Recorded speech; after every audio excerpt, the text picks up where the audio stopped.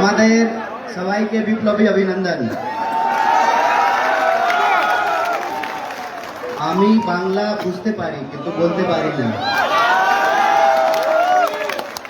तो मैं सबसे पहले मेरी आवाज जहां तक पहुंच रही है और जिस भी माध्यम से आप छात्र परिषद के स्थापना कार्यक्रम को देख रहे हैं, सुन रहे हैं, मैं आप तमाम महान बंगाल की भूमि के एक एक आदरणीय बुजुर्गों को, नौजवान दोस्तों को, माताओं बहनों को, किसान मजदूर भाइयों को, नौकरी करके, बिजनेस करके, मेहनत मजदूरी करके, खून पसीना बहाकर अपने परिवार का भरण पोषण करने वाले एक एक मेहनत कश आवाम का क्रांतिकारी इस्तकबाल करता हूं, आपका हार्दिक अभिनंदन करता हूं। दोस्तों, हमारे लिए ये बड़े गर्व का क्षण है, बड़ी सुखद अनुभूति है कि आज 28 अगस्त है और आज ही के दिन भारत के छात्र आंदोलन के इतिहास में एक ऐतिहासिक छात्र संगठन की स्थापना बंगाल की भूमि पर श्री अतुल्य जी और विधान जी के नेतृत्व में हुआ था। और ये अपने आप में बड़ा शानदार संयोग है कि आज अतुल्य जी का जन्म दिवस भी है। ये एक महान संयोग है। दोनों महान नेताओं को बंगाल के इतिहास में अपना नाम स्वर्णिम अक्षरों में अंकित करवाने वाले इन दोनों महान नेताओं को हम नमन प्रस्तुत करते हैं, उनको याद करते हैं। मैं बिना किसी औपचारिकता के सबसे पहले भारतीय राष्ट्रीय कांग्रेस की बंगाल इकाई और NSY की छात्र परिषद की जो बंगाल इकाई है, उसके नेतृत्व के तमाम साथी जो मंच पर मौजूद हैं, उनको आभार व्यक्त करता हूं, उनको बहुत बहुत धन्यवाद देता हूं। मैं आभार व्यक्त करता हूं बंगाल के जो इलेक्ट्रॉनिक और प्रिंट मीडिया के साथी हैं और उन तमाम राजनीतिक व्यक्तियों को जो किसी ना किसी रूप में इस देश के भीतर जो देश को इकट्ठा रखने वाली विचारधारा है उसका समर्थन करते हैं, उसको सहयोग करते हैं, उनको आभार प्रस्तुत करता हूं। इस मौके पे हम आभार प्रस्तुत करना चाहते हैं हमारे आदरणीय अधीर रंजन चौधरी जी का, नेता प्रतिपक्ष, और हमारे बीच मौजूद हैं हमारे AICC के सेक्रेटरी BP सिंह जी। उनको मैं बहुत बहुत धन्यवाद देता हूं तो इस कार्यक्रम में उन्होंने अपनी गरिमा में उपस्थिति रखी है। और आप सब लोग का भी मैं बहुत वक्त नहीं लूंगा क्योंकि ये टिफिन टाइम है ना। 1 से 4 जो है, 1 से 4 कलकत्ता में टिफिन टाइम होता है, 3 बजे तो बिना औपचारिकता के मैं फॉर्मेलिटी में ज्यादा वक्त आपका जाया नहीं करूंगा, ज्यादा वक्त आपका बर्बाद नहीं करूंगा और सीधे जो देश के भीतर राजनीतिक, सामाजिक और आर्थिक स्थिति है उस पर अपनी कुछ बात रखूंगा। और इतिहास में जो छात्र आंदोलन की भूमिका रही है, जो छात्र परिषद की भूमिका रही है, उस विषय में उन तमाम लोगों के, तमाम कार्यकर्ताओं के, नेताओं के जो कार्य रहे हैं उसको स्मरण करूंगा। और आने वाले समय में हम विद्यार्थियों को, सिविल सोसाइटी के सदस्यों को, मीडिया के लोगों को और समाज के एक एक तबके के लोगों की क्या भूमिका होनी चाहिए उस पर कुछ बात हम करेंगे। तो सबसे पहले आप सब लोग जो यहाँ मौजूद हैं, आपको मैं कोटि कोटि बधाई देना चाहता हूं कि आप हर साल 28 तारीख को पूरे राज्य में छात्र परिषद का की स्थापना दिवस को मनाते हैं। और आज तो TMC वाले भी छात्र परिषद का स्थापना दिवस मना रहे हैं। भारत के छात्र आंदोलन का इतिहास बहुत मजेदार है, गजब का। इस इतिहास को अगर आप ध्यान से देखें तो बहुत सारी चीजें अपने आप स्पष्ट हो जाती हैं। मुझे एक सीनियर लीडर पूछ रहे थे, अब्दुल सत्तार साहब, कि जो है कब आए हैं, पहली बार आए हैं, तीसरी बार आए हैं वहां जाति सदन में। पहली बार जब मैं आया था तो मैं ऑल इंडिया स्टूडेंट फेडरेशन का मेंबर हुआ करता था तब। अब मैं भारतीय राष्ट्रीय कांग्रेस का मेंबर हूं और आपके लिए ये बात मैं आपसे साझा करना चाहता हूं। इस देश में छात्र आंदोलन के इतिहास को समझना बहुत जरूरी है। मैं 1936 की बात कर रहा हूं, जब कांग्रेस का नेतृत्व पंडित जवाहरलाल नेहरू के हाथ में था और इस देश में जितना भी जनवादी, लोकतांत्रिक, प्रगतिशील मास ऑर्गेनाइजेशन की स्थापना हुई, उस वक्त कांग्रेस का नेतृत्व पंडित जवाहरलाल नेहरू के हाथ में था। और यह जिक्र मैं इसलिए कर रहा हूं कि जब हम छात्र परिषद को याद कर रहे हैं तो इस देश का पहला छात्र संगठन जब 1936 में बना था तो उसका अध्यक्षीय भाषण पंडित जवाहरलाल नेहरू ने दिया था। यह बात मैं इसलिए कह रहा हूं कि चाहे आजादी के आंदोलन का इतिहास रहा हो या आजादी के बाद या आज की अगर आप बात करें, 2014 से एक नया इतिहास लिखने की कोशिश की जा रही है।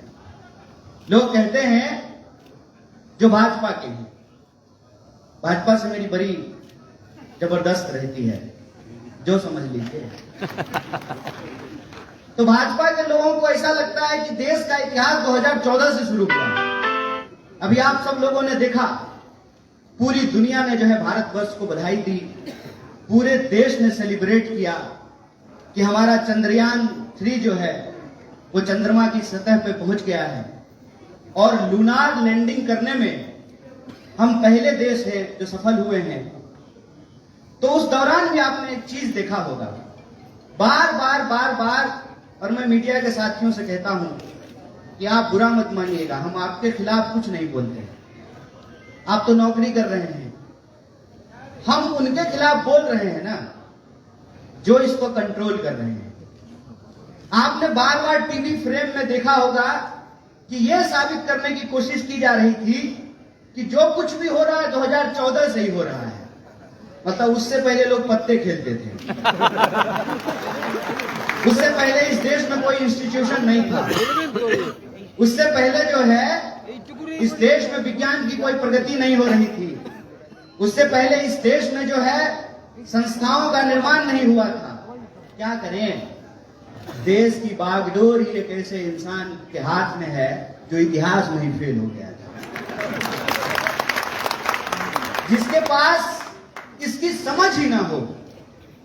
उसके लिए तो चुनाव ही सब कुछ है, तुम्हें माता पिता, तुम्हें बंधु सखा, तुम्हें किसी तरह से जो है वोट लेकर के चुनाव जीत जाना है और इस देश के इतिहास को, लोगों के योगदान को, उसके कंट्रीब्यूशन को तोड़ना है, मरोड़ना है।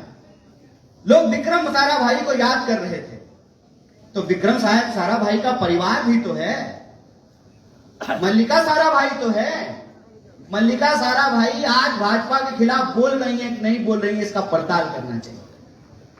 अक्सर ये क्या करते हैं कि दूसरे के काम को और दूसरे के मकान को अपना साबित करने में लगे रहते हैं, नाम लिखते रहते हैं। मैं आ रहा था तो एयरपोर्ट पे जो है नेताजी सुभाष चंद्र बोस के नाम पे है और आप अक्सर देखिएगा कि नेहरू जी को नीचा दिखाने के लिए, नेहरू जी को गाली देने के लिए अक्सर कुछ नाम का इस्तेमाल किया जाता है, नेताजी का भी नाम है।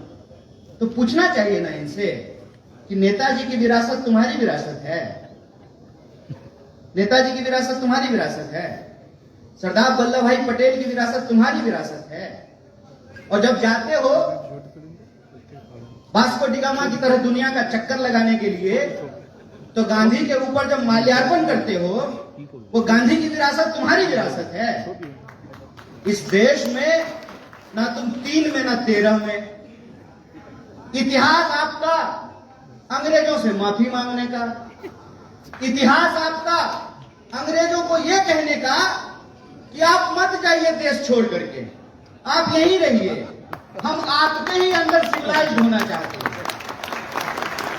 जान गंवाई बंगाल के लोगों ने, जान गंवाई महाराष्ट्र के लोगों ने, जान गंवाया इस देश के एक एक इलाके के लोगों ने, और आप उस पूरे के पूरे आजादी के आंदोलन से गायब रहे। जो भी इस देश के भीतर राष्ट्र निर्माण की प्रक्रियाएं हुई, राष्ट्र निर्माण के जो काम हुए, उन तमाम कामों से आप गायब रहे। चाहे इस देश में लोकतंत्र की स्थापना हो, संविधान का निर्माण हो, देश में संस्थाओं का निर्माण हो, देश के भीतर पब्लिक सेक्टर का निर्माण हो, सब चीज से आप गायब रहे।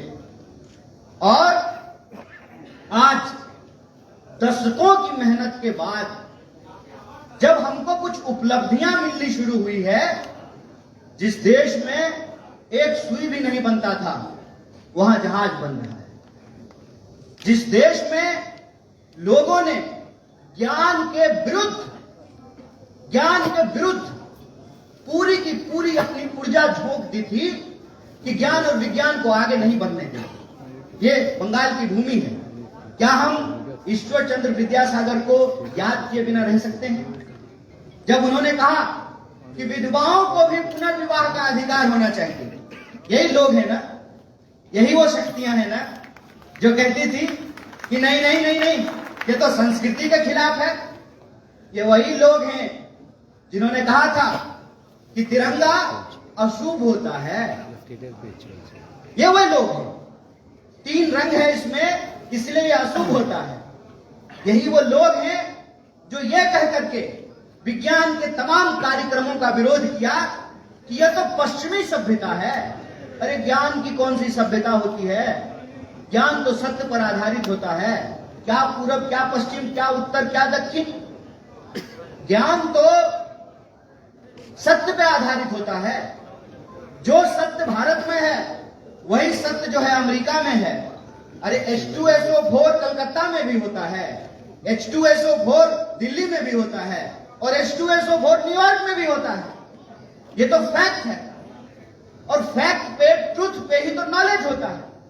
जो नॉलेज के विरोधी रहे, विज्ञान के विरोधी रहे, और इस देश में संस्कृति की आड़ में अंधविश्वास को फैलाया, औरतों के खिलाफ जो है तमाम तरह की कुरीतियों का समर्थन किया, समाज को जो बांटने वाली शक्तियां हैं उनके साथ खड़े रहे। कहते हैं, आप सोच करके बताइए, जो लोग ये मानते हैं कि बिल्ली के रास्ता काटने से अशुभ होता है, उनके रास्ते पे चले होते तो आप चांद पे पहुंचते क्या?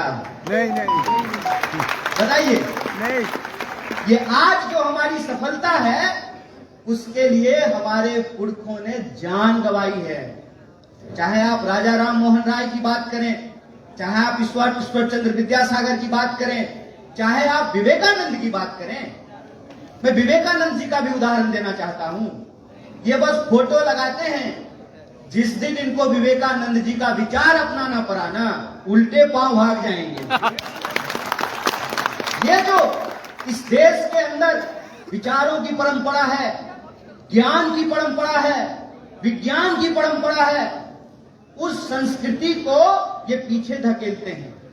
जो अज्ञानता है, अंधविश्वास है, नफरत है, समाज के भीतर इंसान को इंसान से जो बांटने वाली सोच है, उसको ये आगे बढ़ाते हैं। आप सुन करके बड़े आश्चर्यचकित हो जाएंगे।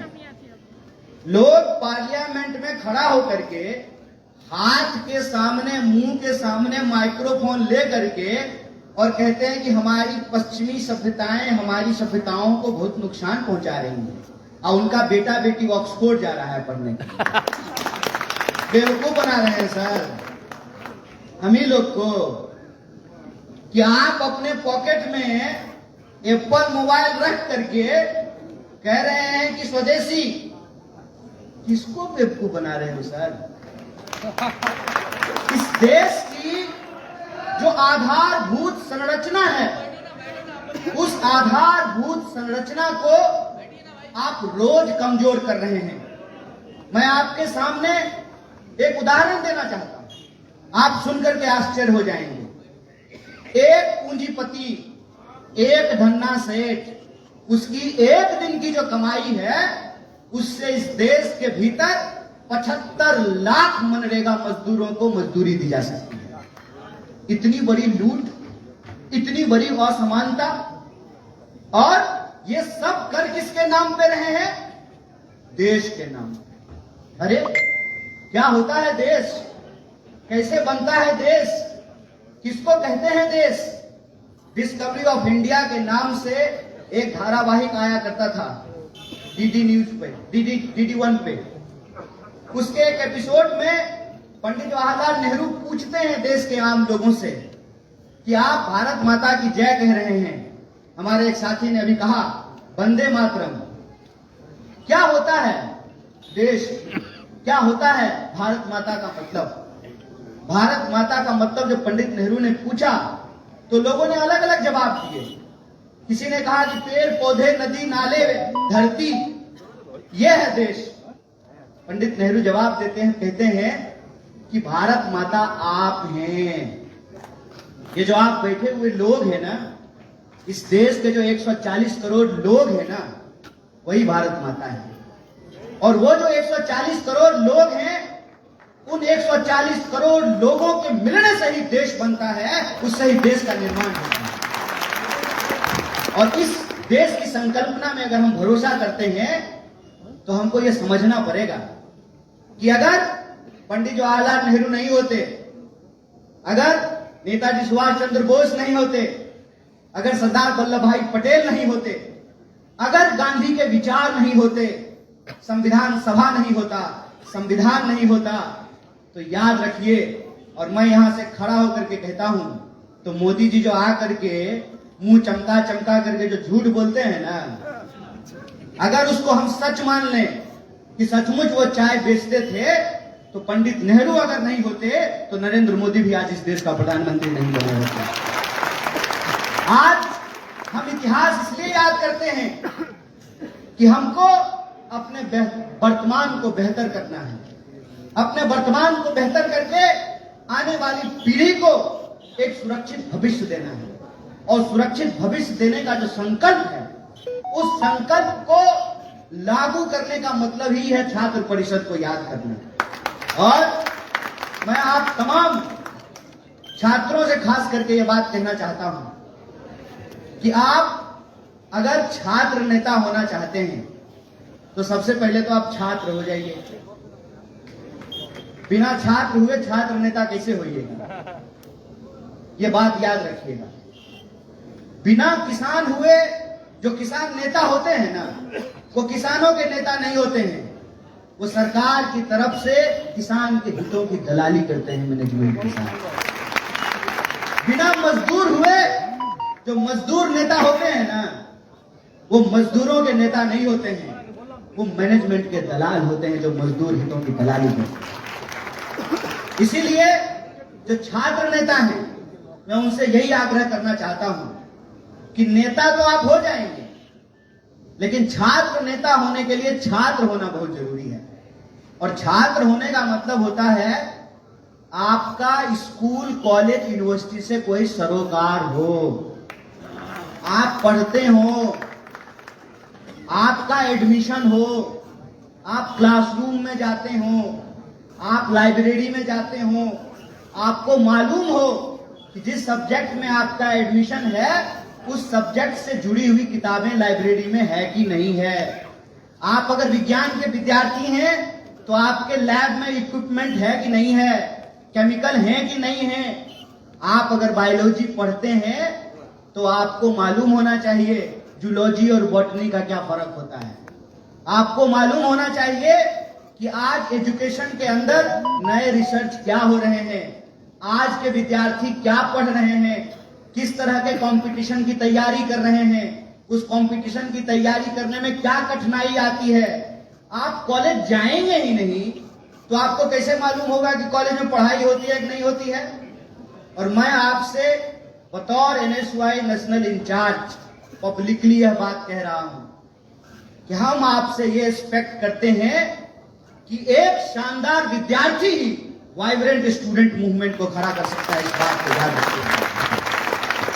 आप आजादी के आंदोलन को देखिए, आप छात्र परिषद के इतिहास को उठा करके देखिए।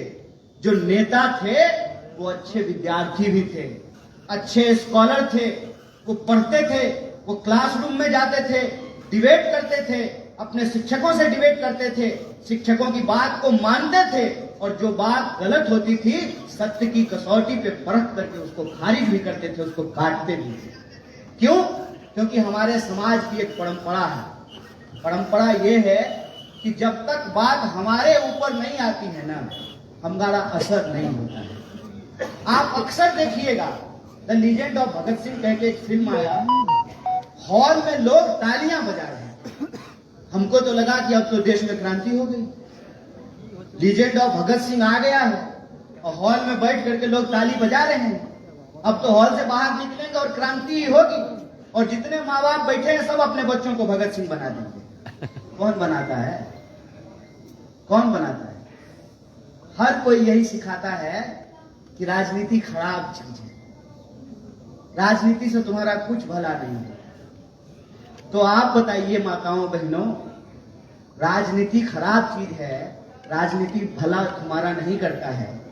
तो अगर इस देश में सावित्रीबाई फूले पैदा नहीं होती, महिलाओं को पढ़ाना नहीं शुरू करती, तो क्या इसरो में जो वैज्ञानिक लोग को आप देखे हैं साड़ी पहन करके ताली बजा रही थी, चंद्रयान को चंद्रमा पर भेजी थी,